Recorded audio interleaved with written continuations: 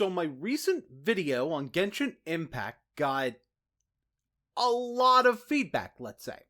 Plenty more than the videos on the thing that I'm considered an expert in, both from people who agree with me, people who don't, and some who fall in between in various forms of extremes. Believe it or not, some of the statements I got as a response to what I was saying, and this is something I even brought up in the comment section, could give me more video ideas to expand on them better. Whether it be people with good counterpoints I could expand on, people not understanding my argument, or even people adding on to what I was saying. Seriously, so much of what was going on in that comment section was great, and I appreciate the response even when you don't agree with me or want to laugh at me and call me mid. Someone specifically did that. I'm going to get into one of those topics now, actually. One of the comments in particular caught my attention because it seemed to coin a term as a summary of what I was talking about that wasn't really accurate, but still moved me towards the idea I'm talking about. Region power creep.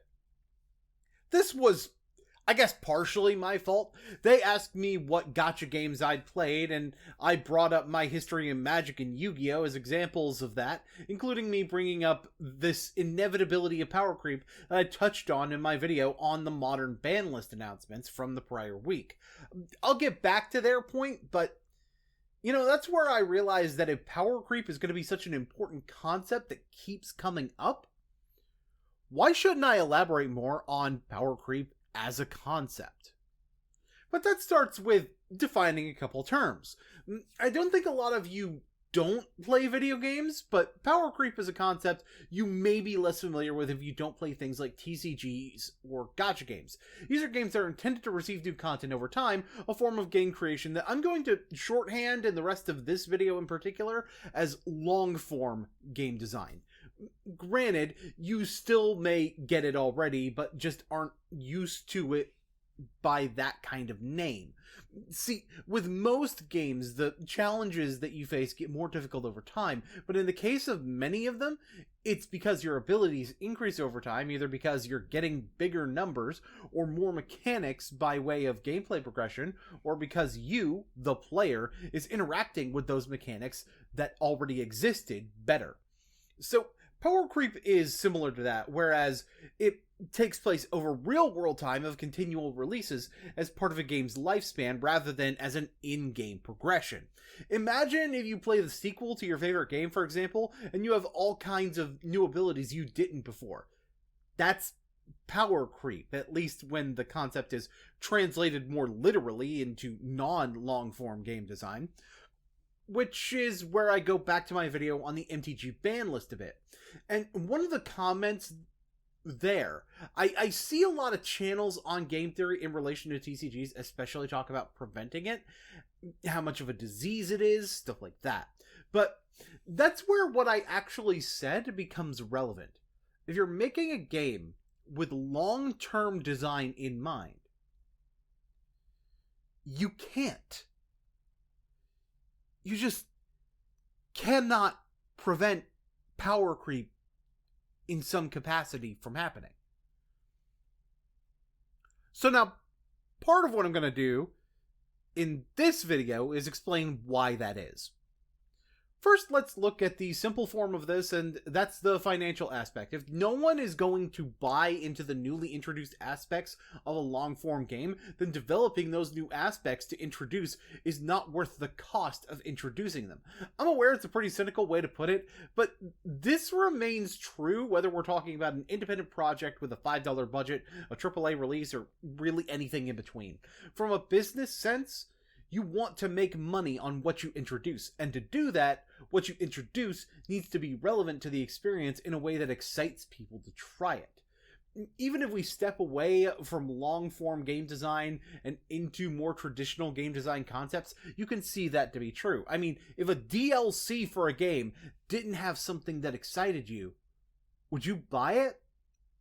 I mean, I would hope not.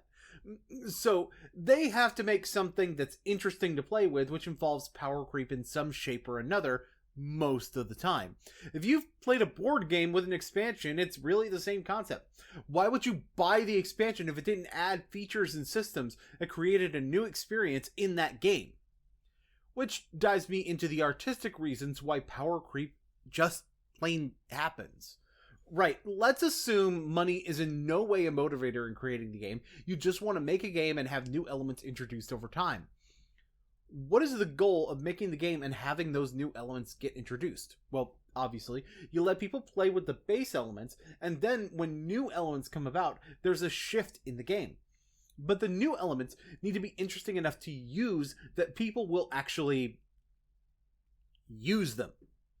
In theory, they don't need to be stronger than what the current strongest thing is, but if they're reasonably strong, that's still power creep. The average power level of what's available increases regardless.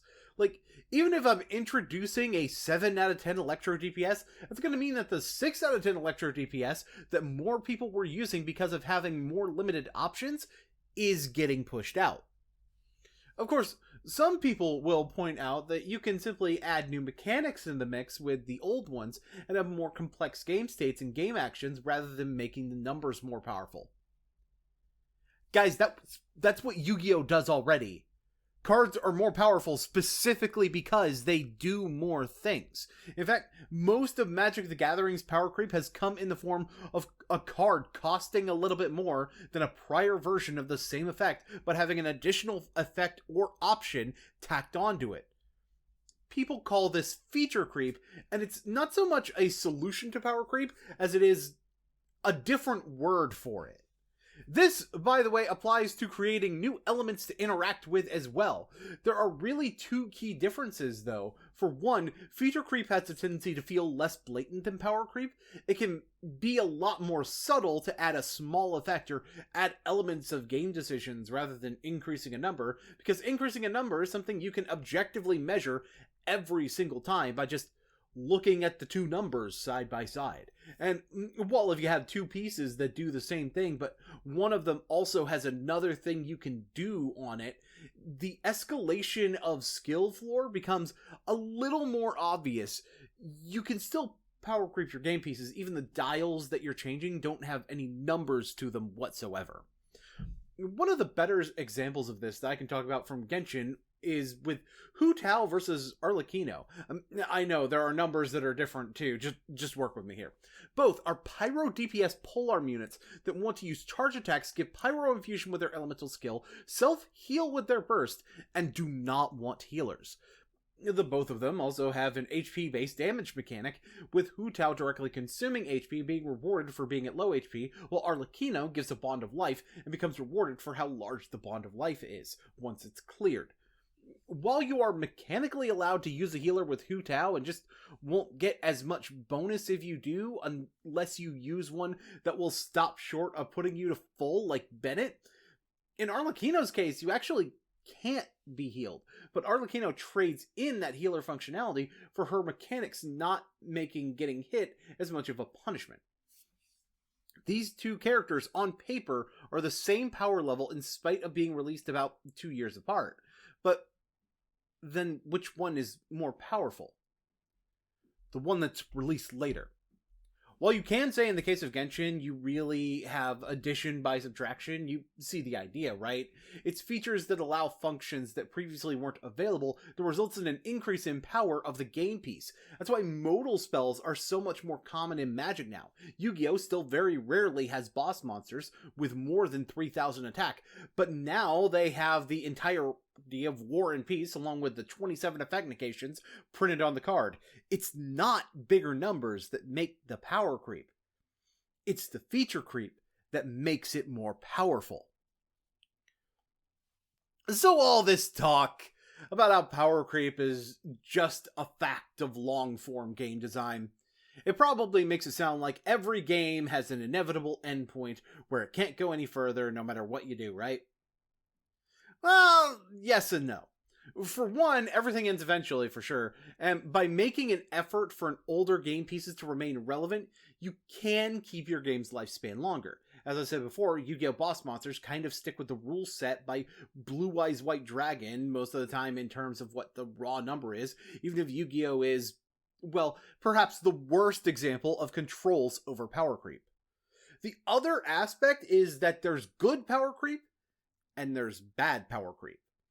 What I was talking about in that prior video was a very specific mechanic, one that, based on the comments, a lot of people at higher calibers are circumventing pretty easily, that provides a sense of negative power creep for me. But there are other ways that characters have that mechanically represent good forms of power creep, which was also part of the reason that I said the mechanic being parasitic on its own wasn't really the problem. By the way, the mechanic being parasitic, that's another video. These characters are still being used alongside pre-existing ones, and ones not from Natlan. Yes, even if they have this one thing that says use more Natlan characters. But they also have very good rewards for archetypes that already exist, and you can slot them in without invalidating the characters that already exist for that role, because of the functions outside of the core of what you're using it for that are different. And the fact, by the way, that the roles that the older characters are filled, there's just not enough Natlan characters to be able to fill those roles properly.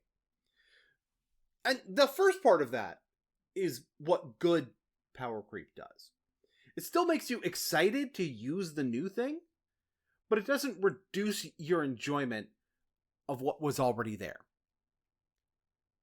Does anybody need any further explanation on this power creep concept? I would love to hear you in the comments talking about whether I explained this properly or not, maybe something you don't understand about my explanation. It may even very well lead into another video, especially since this one looks like it's going to be just slightly short. But that's enough about this. Until next time, which is going to be on Wednesday, most likely, this is your friendly neighborhood Boonslayer, signing out.